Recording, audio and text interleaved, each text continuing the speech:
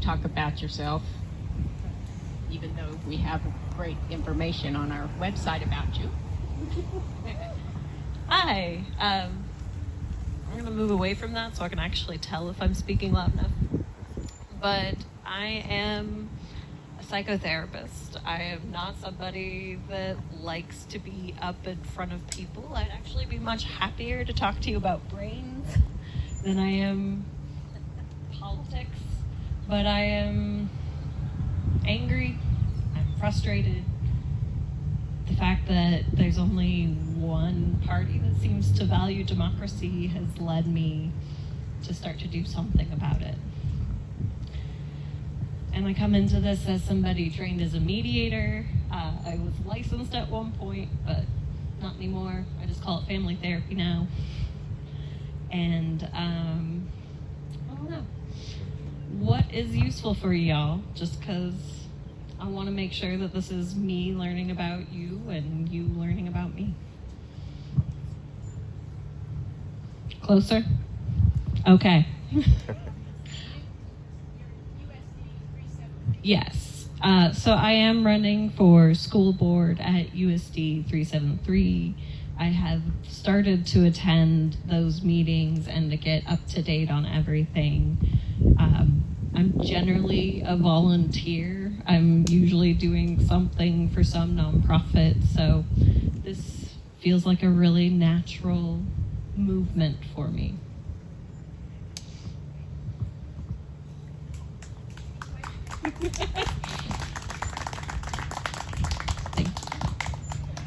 So, what are you learning by, I know, since you're going to these meetings, these board meetings, what are you learning? What's your take on what's going on? I have a grandnephew that was in an accident and had brain trauma. And after that, he started having problems over here at the high school. Mm-hmm. And they ended up suspending him, essentially kicking him out. Mm-hmm. He wasn't hurting anybody. What he was doing was he was just finding a place. When things got too much for him, he just found a place to kind of hide out in. And he had his phone. So my concern is, and it's not just only for my member of my family. When I first moved back here, and I'm a native-born Kansan here in Newton, but I had a neighbor whose son had he is a functioning autistic, and he is over at Chisholm, and it kind of the same thing. I mean, he'd get bullied and stuff, and he even had a teacher that would bully him. Mm-hmm. And I think that's just an outrage. Agreed. Yeah, and so that's, I don't know if I really have a question about this, but since you come from a background of psychotherapy, I just think, I think the school system needs a little clean. They just need to be brought up to speed on with our kids and stuff, especially our special needs kids. So. Oh yeah, and I previously worked for juvenile corrections and went into the schools, went into the homes, supporting these kids. And my experience of it is that schools are underfunded.